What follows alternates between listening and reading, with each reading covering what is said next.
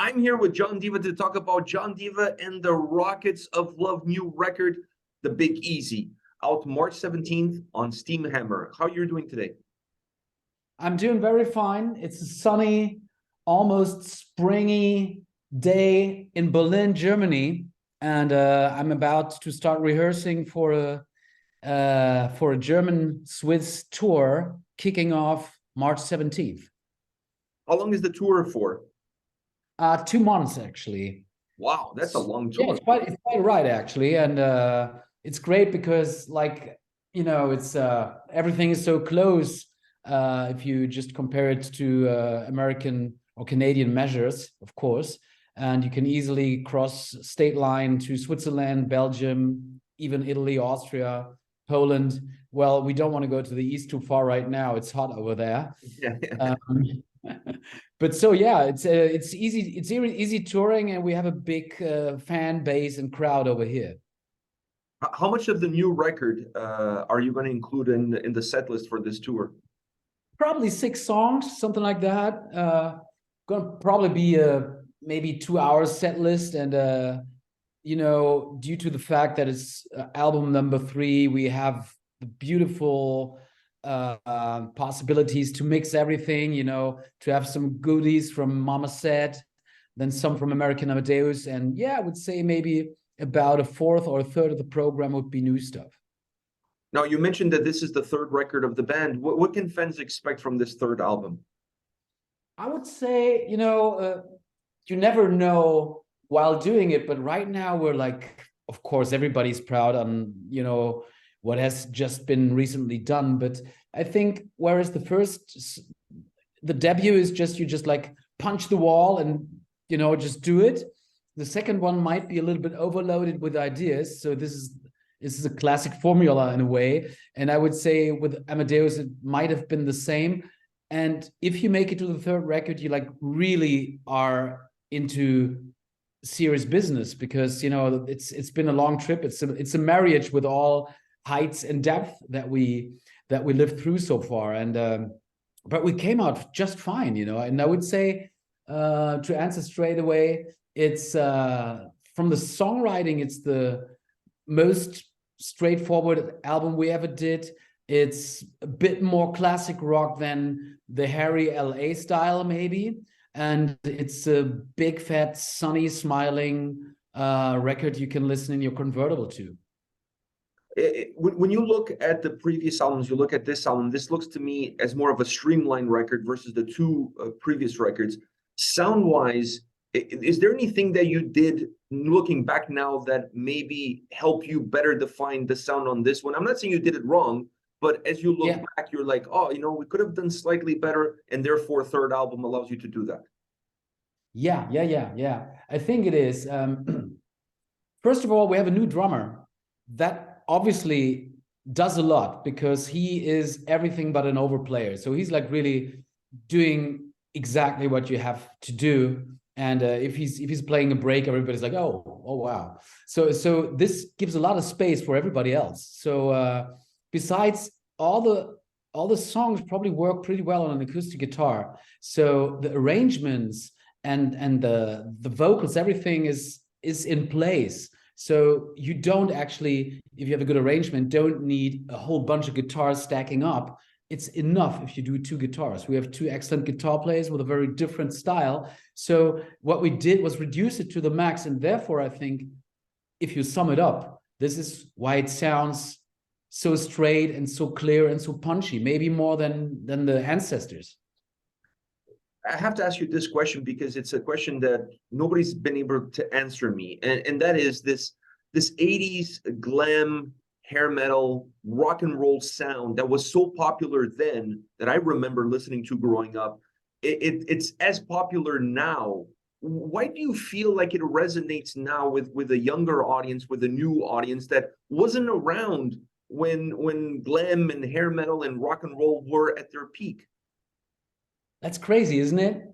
I mean, we both are probably more or less on the same page here, but in the 90s, like coming from the 80s to the 90s, all that style disappeared and was just ridiculous. You could just simply not listen to it anymore or just like hide away, And that was probably good because there was nothing new to say. And now 40 years later, I'm very happy about that, because it all started in the 70s. But whereas in the 70s, you could read between the lines and it wasn't so sure whether the guys are gay or playing with their attitudes and images. In the 80s, it was totally cock rock. It was like super macho and testosterone driven.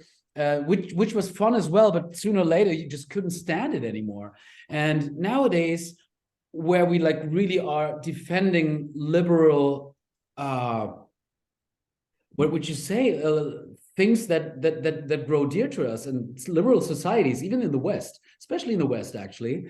I think glam rock can start to glitter again and can help you to live and read between the lines, and that is beautiful.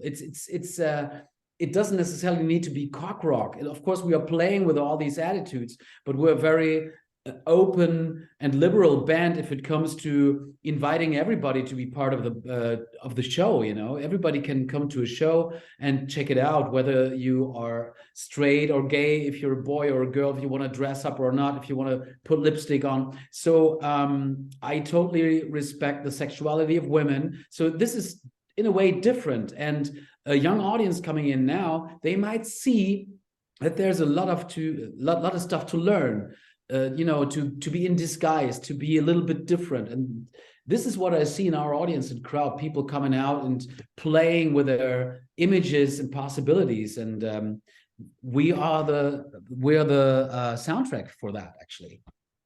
From your words, and I don't want to put words in your mouth, but from your words, I take it that maybe at that time period of the 80s, when those genres were at their peak, it was almost like fans and bands were, you know, being outspoken and giving the finger to everybody around them and pushing the envelope. And now fans, it's more about acceptance and being part of a much larger community. So the sound is the same, but it feels like the end results, one is the sequence of the other. Is that what you're trying to say? Yeah, because I mean, obviously, the 20s and the new century are not the 80s, which is logical. But I mean, we stepped ahead. Okay, we're still in the cold, more or less hot war. So there is similarities, of course. But if you just look at the younger generations, you know, how they think, how they want to work, how they don't want to work, how they want to live their life. It's, I mean, you know, every day I'm thinking, are they right or are they naive? Are they just hippies? Will the whole world crash, or are they finally doing the right thing? I'm not sure, but I see there's a lot of opportunity, and they want to check out the world their way, and they are very welcome. It's their world right now, you know. So the soundtrack might be the old one, but we can fill it with new expectations, and that's beautiful. And so my lyrics, I would say, are probably very, very different than a Vince Neil lyric or Axl Rose lyric. And so I think maybe glam rock, let me put it like this, could be the most interesting genre in rock and roll right now, because it can really change again. You know, what is there to sing in black metal?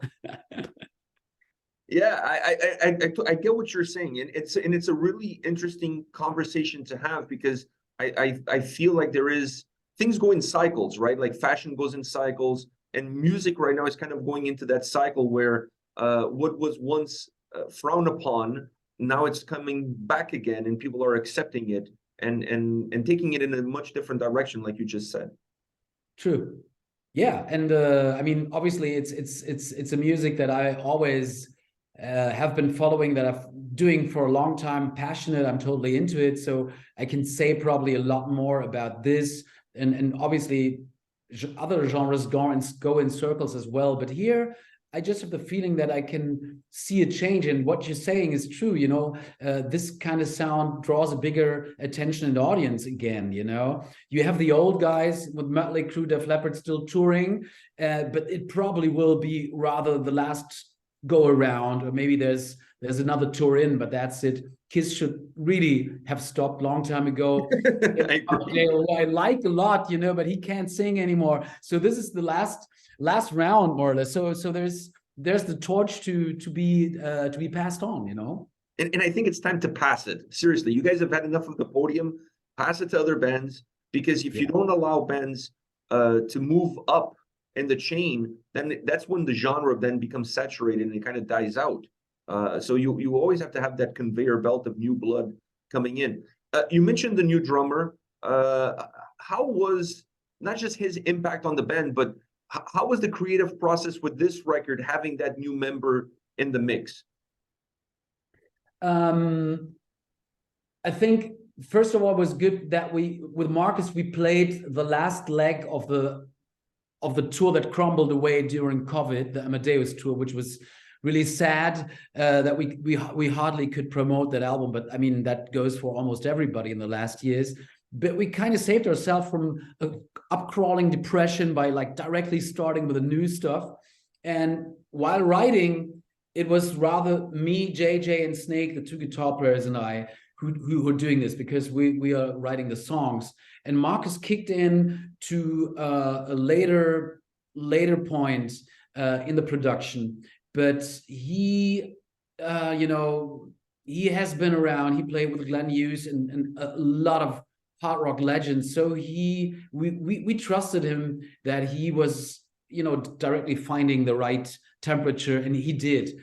But in general, I think most important for the Big Easy was that JJ came up in the darkest of all times and said, I want to have a happy album. And we said, yeah, we all need that. Let's do it. And so we had this billboard saying the Big Easy. He said, like, let's name it the Big Easy and take it from there. And that was really important for us. It was like a shining light in some harbor where we probably never would achieve to finally arrive, but we did now. But it really helped us through dark times, and we kind of knew, okay, it's going to be a happy one. And from there on, we could strip it down. Okay, what songs belong? Because we had like about 30 ideas, and then it was suddenly 15 songs. And then we said, put away everything that doesn't fit 100%. And so it's the 11 ones we have on the album now. And I want to ask you about the Big Easy. Is the title of the record? I see how the title of the record came to be from that process. But when you look at the title of the record, when you look at what you guys created as an album, is the Big Easy a better representation of the sound, or a better representation of the attitude? Yeah, good question. You tell me. I mean, it's you're in for the first time. I think it mingles together, because if you look back at some old lyrics, of course I also like to play with the cliches of the genre. If you look back at the songs, Lolita, Carmageddon, Rock and Roll Heaven, so there's a whole tongue in the cheek playing with all the cliches, and I said that's enough. Because nobody was doing well at that time, so I was opening up, and I think it's my most personal album lyrical wise. So the lyrics are more about believing, not giving up. It's classical rock anthems and themes to stand together, and it's not so playful beach time lyrics, besides the Big Easy, which is almost also political if you want to read it that way. So I think the lyrics plus the music, which for us was very refreshing and mostly positive, it goes together, and that's the Big Easy.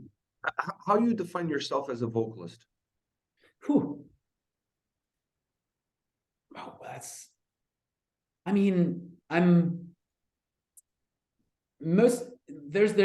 so many singers I admire, which I know I just can't sing like them. Like Phil Lynott is like a huge idol, and I'm not a soul singer. He is, but he's a rock and roll singer as well. I think this is unique and just like admirable and adorable. Of course, I grew up with Whitesnake, with the Van Halens, with all that stuff, and it's hard for me to say, because at the same time I'm really into songwriters like Tom Petty, Bruce Springsteen. So I'm hearing a lot of different stuff, and maybe also through the project John Diva, I would really consider myself a classic rock singer, but it's hard for me to say. There's been some really nice critiques for the new album now, if it comes to the singing as well. I never considered myself a great singer, rather a team player, songwriter, and frontman. But now doing the third album, I do have some self-esteem coming up, saying, yeah, you know, you did a good job as a rock singer, but it's kind of hard for me to say, to be honest. Where do you feel more comfortable as a singer, in the studio or in front of an audience? I think I grew very comfortable and comfortable in the studio. Early, I didn't. Like back in the days, it was really hard for me because I just couldn't deal with the pressure. You know, the second the red light was on, the groove was gone. You know, the feeling was not there. Now I'm a totally studio nerd. I love it. I love to work there, and I love to check the craftsmanship and to see, okay, how could you do it, and let's do it again, and you know, let's do some cutting. So I really enjoy that. But actually, I'm coming from stage. I'm coming from the stage. This is, you know, I was on stage as a young teenager already, and that's where I wanted to be. And I think I was a frontman before I was a singer. You know what I mean? So that's how I became a singer. Actually, I was a guitar player. Somebody said somebody has to sing here, you know, and so that's how it started. Probably with most rock singers in a way. And so I feel very comfortable and safe on stage. And with the studio, it took some time, but within the last years, I have to say, I really dig it, and I love to do albums in the studio. It's funny you say that, because I think a lot of guys, if you ask them, when they started their band, they needed a lead singer, and it's like, we need a singer, so I guess I got to do it. So Yeah, I don't think you're alone in that experience. no, it's true. I'm hearing this more often, but probably the guy who says probably I have to do it, he doesn't know then, but he probably is the guy who has to do the job, you know. And there's some other who's the, you know, years later he said, of course he became a bass player. Do you have a favorite track on this album, or maybe a favorite track to perform live that just gives you that extra jolt?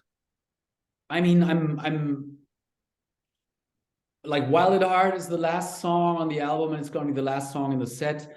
And I'm really seeing this in front of my eyes already, how this is going to be, or I picture that. You know, I really go to bed within the last days. Every night I'm already going through the first show, but not because I'm nervous, just because I'm like so full of joy already. And, you know, I'm just like, you know, of course I'm also practicing within my head the lyrics and just like going through it. And Wild at Heart, I have a pretty clear picture how that will work.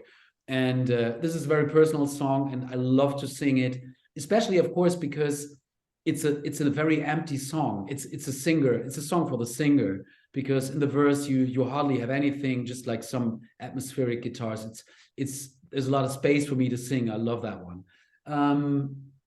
Also, Believe is a song that I really like to perform, because you have the verse pretty low, almost in the voice that I'm speaking to you now, whereas the chorus is going really up. So that's quite some Olympic things you can do there.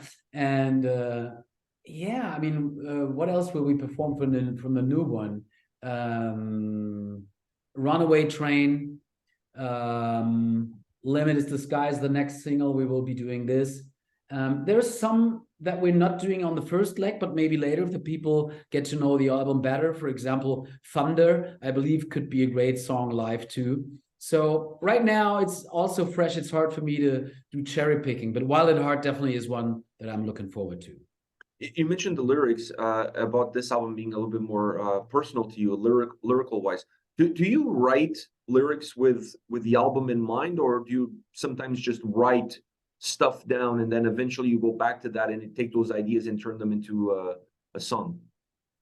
It's both. I'm really a collector. I'm like really if I'm in the mood right now, I'm not in the modus to be creative. I'm just preparing to perform. But if I'm in a creative process, I'm really collecting. I could easily read something on the wall and write it down, and like just you probably would be like a crazy person in the street mumbling stuff because I just like see some sentence on a billboard or somewhere and like, oh, okay, it sounds good. I try to find a rhythm. So I'm always kind of, you know, putting stuff together, writing it down. And sometimes an old idea might pop up even a couple of years ago that you pinned it down and say, now is the moment. Now it makes sense with that guitar. But mostly I have to say all the lyrics that you're hearing here are brand new, and they just were developed while writing the songs. I used to rather be a lyricist who wrote lyrics and then tried to find the music, but now it's either at the same time or the other way around. Most people follow that path. They look for the inspiration in the music for the lyrics. So Yeah. it makes sense. Yeah. You mentioned now that you're not in the creative mode, you're in the mode of preparing for touring. And when it comes to being in that mode, how do you prepare your voice in order to stay fresh for a tour that's going to be 2 months long? Right. It's too bad. I just had COVID again, so I'm doing very fine. But actually, I would be working out now, and of course, I just gotta wait a couple of days because you just don't want to over push yourself there. But of course, I'm working out with jump rope a lot. I love that. You can do it everywhere, and my knees still can do it pretty well. So that's just something which has a certain high intensity. Besides that, you know, I have to say I'm a lousy professional if it comes to warm up. I do it, but I don't like it. So I very often just warm up with a Cuba Libre, to be honest. And I really do, man. I'm horrible. But it mostly works, you know. And the day after, if you're a little bit, you know, have a sore voice, you just sing it off. So far I made it, you know. And but of course, you know, I haven't been on stage for half a year now. I will take it slow at the beginning. I will take it slow, and I will do warm up. You know, I'm stupid, but not that stupid. So you know, I got my routine there. I was going to say there's going to be a lot of Cuba Libres during this 2-month tour. Oh yeah, man, you can be certain of that. Of course, it will. I got one last question for you, and that is if you were stuck in a desert island and you could only have one single record to listen to for the rest of your life, what record would that be? Wow.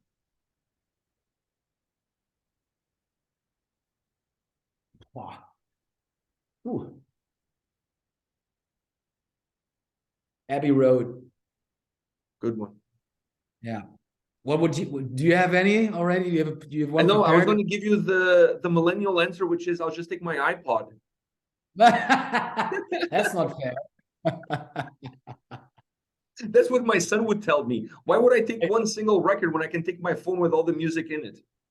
Yeah, okay. These little fuckers. No, that doesn't count. Okay. No, it's tough. It's tough. I asked you that question because if you ask me, I think depending on what day of the week, what time of the day, what mood I'm in, the album would change. Yeah, I mean, of course, but I just know, you know, I mean, it's hard to tell, but you probably can just answer that if you think back, like what are the couple of records that meant so much to you? For me, if I have to answer your question, I would say The Doors, their debut album, The Doors. That's the one I would take. Yeah, I mean, this is a fantastic album. How it sounds, and yeah, it's one of my favorites too. But it's gonna be the classics. It's either The Doors or the Beatles, probably for me too. Yeah, a rock and roll record on a lonely island, that'd be a little bit sad because you just want to party out, but you're on your own. So you better take the Beatles, you know, or the Doors. Yeah, you have to take something that kind of matches the mood that you're probably in. The Beatles, the Doors, you know, Fleetwood Mac, something like that. I think those would all be a good choice. Jefferson Airplane would be a good one because you definitely want to get the high probably while you're there to forget that you're lonely.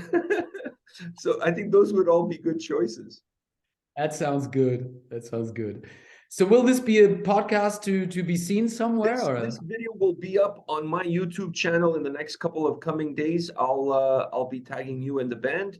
And once again, thank you for taking the time. I really appreciate it. It was an absolute pleasure to talk to you. And best of luck with the tour. Pedro, thank you so much. Spread the word in Canada. You know, sooner or later we might make it over. Oh, I hope it's sooner rather than later. Yeah, me too, man. All right, take care. All the best. You too. Bye.